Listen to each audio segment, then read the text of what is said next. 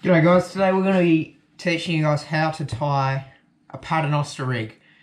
Now this rig, for some people may know it, it's incredibly simple and unbelievably effective for basically every type of fish we come across here in WA. So it's what we've been using for every video, whether it be from whiting, for little snapper, for deep dropping, for harp hooker and 8-bar cod, nannygai, everything. It's all paternoster rigs. The only difference between the species is the weight line and the size hooks, size swivels, and the size sinkers. That's the only difference between them. They're all pretty much the exact same principle. So what we're going to do today is we're going to teach you with 80-pound monofilament so you guys can see it easier, some big hooks, and a big sinker so you guys can clearly see what's going on here. And what this rig would be useful for is jewfish, snapper, bull chin, anything like that from about 40 to 80 meters of water. That'd be absolutely perfect. And yeah, then we'll tell you how to scale things for different species, for big fish, small fish, medium fish. So the end product from this video, this is an example of a whiting rig we've got, is we're going to have, at the start of it, we're going to have a little swivel right there. We're going to run some line up to a drop loop right there, and then that's going to go off to a loop, and we're going to have some beads and then a hook on the end. This is a typical whiting rig, and what we've done is we've actually got, I'm not sure where you're going to be able to see this, but we've got 3 hooks, all the exact same thing, just a bit of line and then another loop, and then on the end of it you have about 10 centimeters from the last loop to a sinker. And then this rig is versatile in Perth. We can use it, catch anything we could ever want, like whiting, flathead, brim, skippies, herring, anything. This is the most versatile rig. It's basically 9 times out of 10 I'll use this rig for anything. It's just so versatile and so easy to tie. So yeah, we'll show you, what we'll do now is we'll show you the exact same rig but in a jewfish form. Oh, that's a whiting one. So what we've got here is the exact same rig in the form of a jewfish rig. So same principle, exact same principle. Swivel, heavier line, dropper, bigger hook. It's the only difference. And then you just loop a sinker on the end there. And that's useful for anything, if you want to go bigger fish, anything up to, like, honestly, with that you can catch fish that's over 1 meter. And then, yeah, I mean, for deep dropping, I don't have one on me, but you just use even bigger hooks, bigger line, bigger swivels, bigger rods. It's just bigger sinker. You just go on. You just, as big fish you want to go. But yeah, we'll show you how to make them now. Right, so what we're going to need for tying any rig is you're going to need some line, probably around 2 meters, but just buy a big spool like this and it'll last you forever. Buy a swivel that's appropriate size, hooks are appropriate size, line that's appropriate size, and then the only other thing you're going to need is some scissors and a place to put your line that you're going to cut off, and that's pretty much it. Your first step is to grab one end of your line off the spool. Grab your swivel, and then the knot we're going to tie here is going to be called a uni knot. It's the easiest and the strongest knot by far. So you look at all the professional knots, and this is stronger and it's way easier. So what you're going to want to do is you're going to get your tag end. You're going to want to thread it through the eye of the hook, grab it, pull about 6 inches through, pinch it right there. So you've just created, what you've done is you've created a loop and the swivel's on the loop, and then you've got your tag. And you're going to hold that with your other hand. So you've still got that loop. Get this tag, push it, make another loop, like that. Grab your tag end and thread it around those 2 bits of line. About 4 or 5 times, depending on the thickness of the line. The lighter the line, the more times. So like 15 pound, you might want to go around about 6 or 7 times, even lighter, you want to go even more. This I'm just going to do 4, and that should be plenty strong enough. So there's 4. Then you're going to hold your tag end right there, hold the loop, and just pull it tight. So pull against it. And this heavier line's a bit more difficult, but it should make it not something like that. And then you hold your swivel, hold your main end of your line, pull. And it should come nice and tight up against the swivel like that. That's a perfect knot, and that's never going to break. Now the only thing to do is get your scissors, make sure it's the tag end, and just trim it off so it doesn't create excess mess. And then dispose of that, and then you've got your finished uni knot. So that's the easiest knot you'll ever learn in fishing. It's just unbelievably strong and so easy. So now what we'll do is we'll go on to dropper.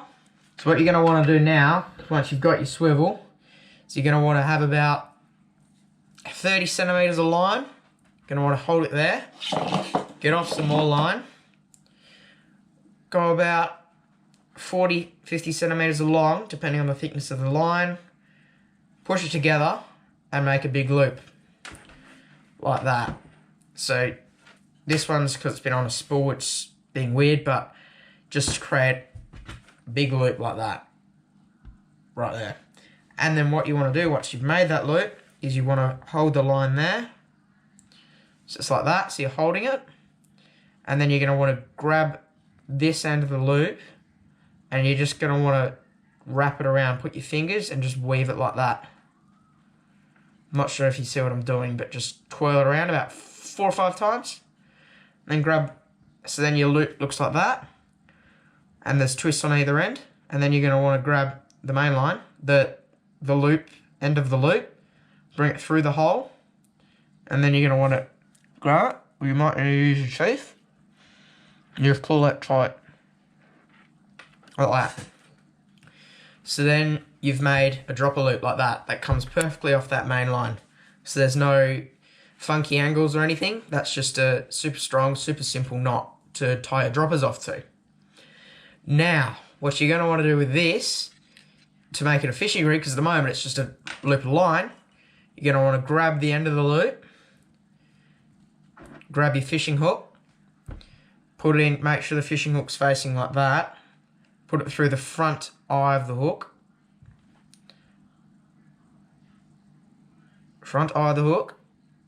push it through. Now you need to make sure you got the right size hooks, otherwise this won't work. So it should go through. See, that's actually gone through the loop right there. See, look at that. Then you're going to pull the hook down. So now you got the hook on the loop.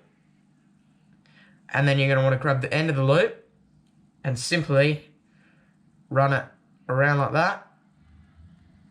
And then just pull it. So then the hook's not actually tied. It's just looped on there. But it will never, ever, ever come off, because the more pressure you put on it, the tighter it's going to get. And this way, if you damage your hook or lose your hook, you can always just take it off and change the hook size. And then you've got your loop back and your hook back. We'll move on to tying the sinker now. So now, depending on how many hooks you want on your rig, in WA, where we live, it's 3. You're only allowed 3 hooks per rig, so 3 droppers per rig. And yeah, depending on how many, so if you want to do 2, then you'd obviously go about 30 centimeters again, grab the line, make another loop, tie the knot again, and then you'd have another one. And then what you'd do from there is you'd leave about, from that bottom dropper, you'd leave about 40 centimeters of line. You cut it. And what we're going to do here is a different knot. And I'm not sure what it's actually called, but it's unique to me and it seems to have worked. I've never lost a sinker. So again, you're going to want to, so you've got your swivel at this end, you've got your drop, and then however many of those you've got another 30 centimeters, etc. And then you're going to have the tag end of your line. You're going to have about 40 centimeters there. Tag end of your line, you want to grab and you want to make another loop.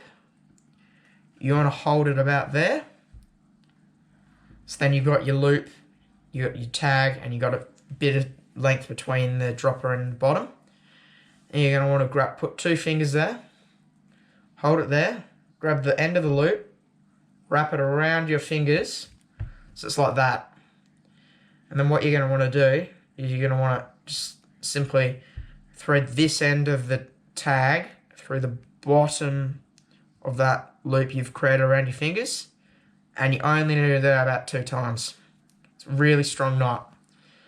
And then what you're going to have in the end is you're going to have a loop with some loops through it, and you're just going to pull.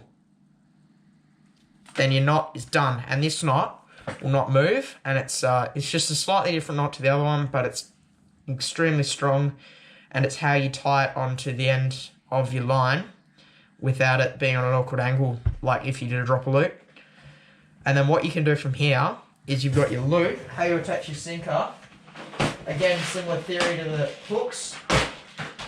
Get your sinker, and you can thread through. You get the end of this line and you thread it through the eye of the sinker, right there. Thread it through, go around, pull it tight, and then your sinker's attached like that.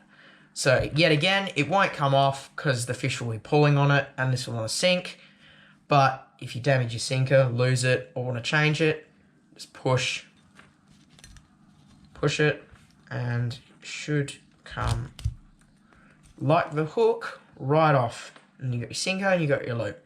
So if you're moving spots and you want to go deeper or shallower, you can move your sinker size, change your sinker size accordingly, and adjust the conditions. So that right there is how you make a paternoster rig. The easiest rig you could ever think of in fishing, and it's extremely effective and extremely easy to make.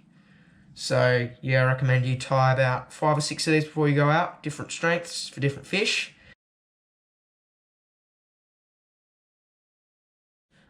Alright, so as I said in the start of the video, we're going to go over the differences between the 2 rigs right here. The same rig, they're just different line thicknesses, different hook sizes, different sinker sizes, and for different species. So this one is for whiting and your smaller species, around, I don't know, up to about 40 centimeters or so. Anything up to 40 centimeters, that'll be perfect. Up to about 20 meters deep, you just put a little lead on there, about 4 ounces this lead is, and then there's size 2 hooks, long shank hooks. So this rig we use in WA for Sam whiting, flathead, brim, skippy, goatfish, leather jacket, tailor, herring, King George whiting, anything really, anything in the shallows. You just chuck a bait down, don't know what you'll get.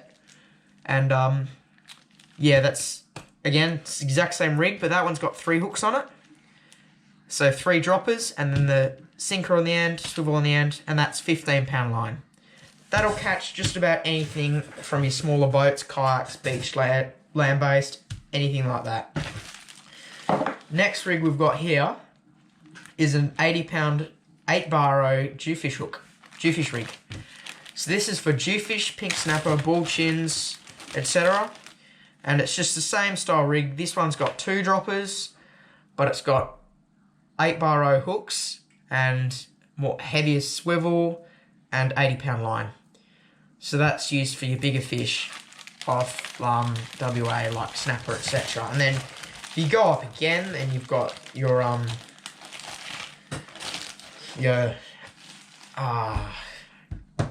8 bars, nanny guys, etc. Harp hookers, they all use even bigger yet again. So you're using 48 ounces of lead. It's a big sinker. This is a 24, and this is massive. You use a 48 size sinker. You're using 12-bar, 16-bar hooks, 150, 200-pound line, and then just baits that hold fish, like whole blue max we've been using. So, yeah, just depending what you want to catch, I mean, the world's your oyster, really. Like, depending on what you want to catch, you can use this rig for any fish.